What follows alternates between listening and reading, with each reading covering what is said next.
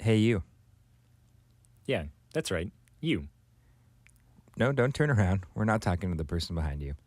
They're not wearing your headphones, so that would be impossible. How are you today? We knew you'd think that. That's right, you don't even have to say it out loud. We know. It's a really nice red shirt you have on. How did we know it was red, you ask? We've replaced all your clothing with red shirts. Now, reach into your pocket. What's that in there? Go ahead and pull it out. Is that the card that you were thinking of? That's right, we knew you were thinking of a card, even though we didn't tell you to. And the two of spades has been on your mind all day. Now, I want you to pull out your cell phone. Go into the contacts and scroll on down to D.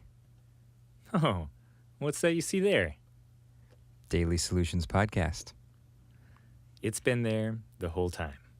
We've always been with you. Now, go ahead and give us a call. We'll wait. Yes, we really mean it. Dial that number.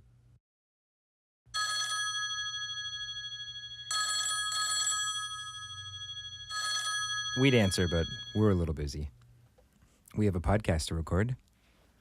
And that's something that you should have known. All right. Hey, everybody. Welcome to the Daily Solutions Podcast.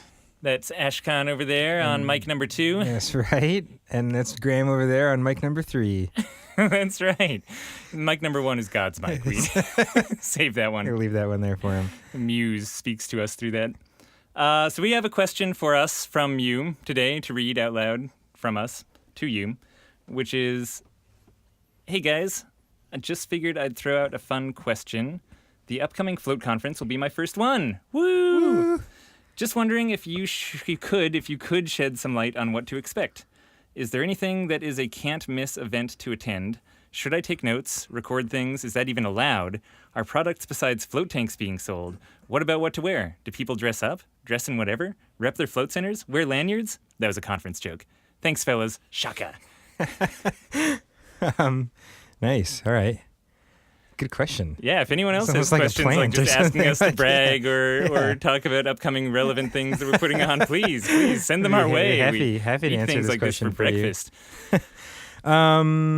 Okay, let's maybe go through these kind of piece by piece here. Is there anything you shouldn't miss? Yeah. Is that actually the first question? First, they wanted us to shed some light on what to expect. Oh, okay. Well, A good time. yeah. A great time. It's going to be super fun.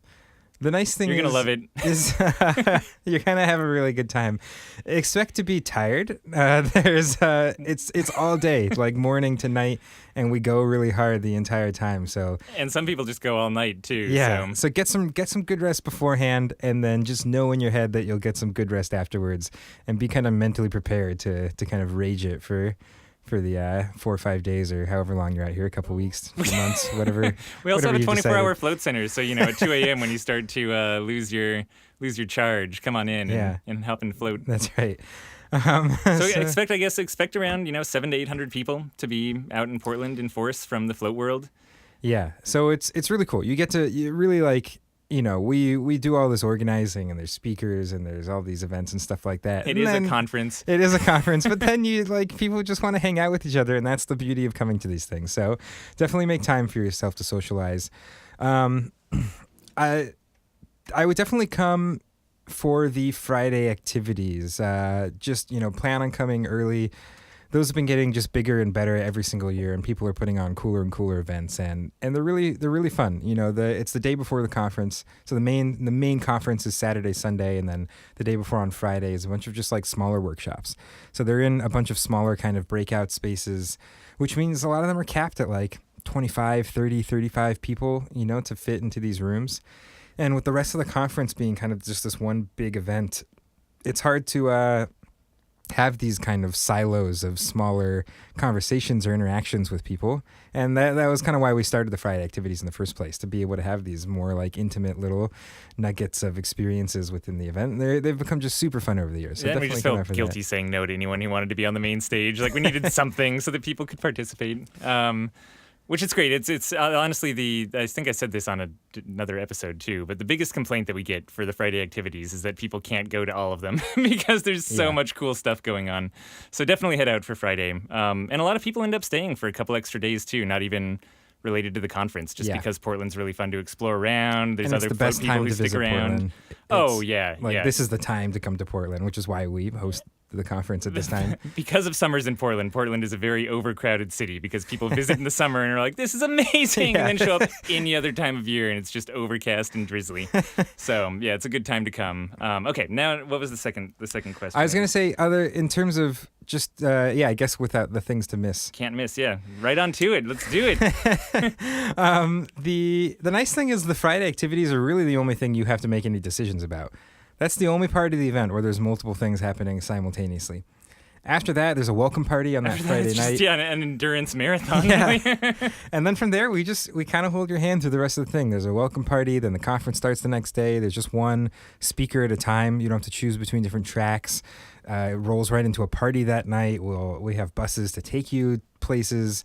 Everything else is within walking distance. The conference is the next day. So it's really, it's kind of just like a strap yourself in sort of situation without having to make too many decisions or try to figure out where people are going to be. Like you can just hop on and enjoy the ride. Oh, I will say there are booths on like every level of the building that we're in. So just keep going up and exploring more booths too. Sometimes people don't realize until the last day that there's just multiple levels to this event, not just the first couple. Which is the next question about if people are selling stuff other than float tanks. Look at this. Actually, the next question was, should I take notes? Into them. Oh. Should I take notes? And can I do recordings?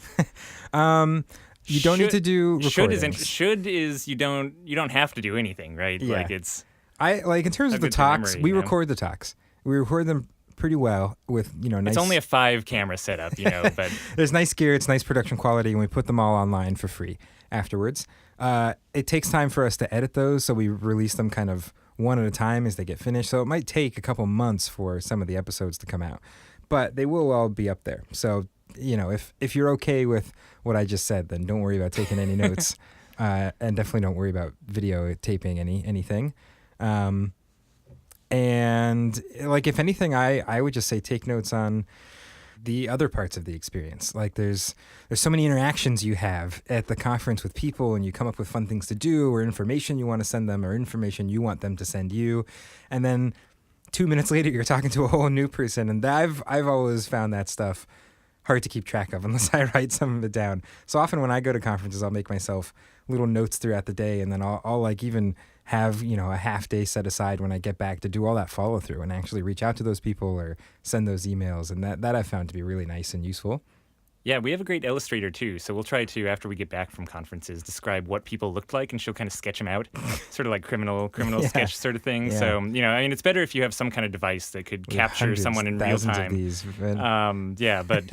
sketch artist upon return is a really or just good bring one with you. too. That's another good one. Yeah, sure. If you're willing to pay for the extra ticket out, sketch artist on site would be amazing.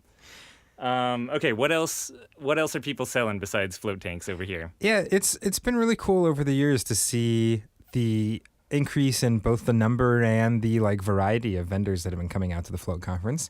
It definitely started, very float specific, and over the years as we've grown as an industry, more other industries, non-float related companies have started to realize that a float industry exists and realize that it's getting kind of big. And realize someone sold this entire group of people on nothing. What can we sell them on? So it's been really cool. I mean, there'll definitely be float tank manufacturers out there. People will bring the manufacturers, some of them will be bringing their actual float tanks out so you can see float tanks in person. Some of them will be bringing multiple float tanks out. Some of them will be bringing multiple float tanks out. And then there's companies that come out that have retail products for float centers. That I would say is like a big category of them. So things that, it often starts with a couple centers selling something and it going very well, and that company kind of getting hip to the float world as a result, and then coming to the conference to reach out to more people. Yeah, some CBD stuff, some color therapy glasses, some supplements, things like that. And other companies that will do some construction stuff. We have a flooring company coming out. There's a couple things like that for people in the build out phase. Some things with complementary services. Someone's coming out with massage, that manufactures kind of the massage chairs that some float centers have in their place. Yeah, stand-up vibrating things. Perhaps cryo. I can't remember if someone was Like bringing dry a flotation cryo thing out this year or not. beds. Yeah, there's an array. We had infrared saunas. I'm not sure if they're coming out again this year, but so just kind of different devices as well. Like I'd almost put them in this like unmanned device category, just like float tanks are. I think a lot of those companies see the parallels. So yeah, there's a bunch of fun stuff to explore around. We'll be there. Just... We'll be there. Yeah, sure. And you can pay us to take photos with you or shake your hand. Kiss I your mean, baby. as a booth, like Float Tank Solutions will be there. I see. Well, yeah. obviously the two of us will be there. And you don't even have to pay us to take a our photo. We'll do software. it for free too. We'll kiss babies, anything, the whole deal. The Helm, great software. Great software. Whoever those guys are, Helm. like, man. Great company. Yeah, killing Great it. company. All right, what's the next part? What about what to wear? Do people dress up? Yeah, it's this is basically a good. big costume party. Yeah. So you're going to need a different costume every single day. Keep that in mind. Yeah, like a watery Halloween is kind of how I like to think of it. This is a good question. I get this from many people leading up to the event. Me, every year, yeah. The answer is kind of whatever you want. There's literally people in there with like ties on. There's not that many people with ties on, but there's occasionally people with ties It's on. minority. It's the minority. To like button up shirt, sort of, business formal or business casual, and then all the way down to like shorts and flip flops. It is the summer in Portland. It can get kind of hot. I would say it's probably more on the shorts and flip flop side. You don't have to impress anyone. This is an industry of You're- relaxed yeah, people. You're hanging out with a bunch of float people. Like what you'd feel comfortable wearing to a family reunion is Yeah. probably like you should feel as comfortable wearing it here. As long as you don't have a weird family like that. And even then, like that's actually more in line with what you should feel comfortable with. If your family's super bizarre, then So yeah, dress comfortably. You'll be in these places all day. The Saturday, we do one party on Saturday night. Sometimes people dress up a little bit nicer for that, but we're in a giant science museum. It's not I was like it's thinking about going white tie this year. just full white tuxedo. I think it was what we'll be wearing. But really, it's you could wear anything and it would fit in and you would be fine. So, be comfortable. Wear what you want to wear. And some people wear the shirts of their float centers, and other people don't. That's good. You remember the rep your center part of that question. Yeah, I did. I mean, it's kind of useful. There's so many people there, and there's just like people bouncing around all the time. Like, I don't know. I kind of find it useful when people wear a shirt with their float center name. Like, oh yeah, that's where you are and what the name of your business There's also, is. you can't assume that's the case because there's a lot of people who rep other people's float centers on their shirt too. So That's true. They're probably trying not to wear it at the conference. I mean, yeah, just wear whatever you want. Seriously, Yeah, just wear wear whatever whatever you you want. You also have name tags, which just identify who you are. Yeah. So lanyards. I mean, we're giving you name tags. So although You're that was gonna a have to have conference a joke, lanyard. you're gonna have to have a lanyard. yeah, you'll have one. And then the last one was thanks, fellas. Shaka, right back at you. I got one more thing. Question to add to his list of questions. Because this is just another one along with dress code that people ask me all the time or are curious about leading up to the conference. So I thought I'd throw it in Yeah, here. toss it in. We should do this more often. Just a little breakdown of when food will be available or provided for people, just to help you with your planning. We do a party on Friday night, a welcome party. If you're trying to list the nights we do parties, we do a party every night. There's a party every night. But if you're coming to the workshop, the lunch is catered for both days, Thursday and Friday. If you're coming to the Friday activities, there's going to be coffee and like a coffee cart out there, but there won't be actual kind of food provided throughout the day. There might be like some light snacks, but not actual like meals. And then on the welcome party on that Friday night, there'll be food available for purchase. There'll be some like appetizers and stuff that are free, but food and alcohol will be there for you to buy, and it'll be kind of some cool food carts and stuff like that. And then Saturday during the conference, again, lunch will be provided. And on that night during our kind of reception, again, food will be actually provided that time. So we'll have a full kind of bunch of food for dinner, and then you can buy drinks at the place that night. And then on Sunday we have a catered lunch again, so food's provided for then, and then the conference ends. So then there's kind of just like a general little after party thing. But you'll be kind of on your own from that point out. So there's a little breakdown of the like journey of meals that you'll be having over the course of the conference. Sorry, I spaced out during that because my brain went mad with power thinking about just adding to people's questions they submit now that we can do this. Wait, do you have one that you want to add? What? No, not for this one, just for the future, Yeah, okay. It's just swirling with ideas up here. Cool. Well, thanks for the question. That was really good. No Great, problem. Great question. Thanks. I was not talking to you. Well, I mean, I feel like it was partially my Talking question. to our now. listener out there. Partially You know my who you question, are. too. And for those listeners who didn't send in this specific question, get on it. Send us other self-promotional questions. This is a great episode. So you can do that at floatanksolutions.com/PODCAST. What's that spell? Podcast. What's that spell? Podcast. Podcast. Okay. All right. Talk to you later. Bye.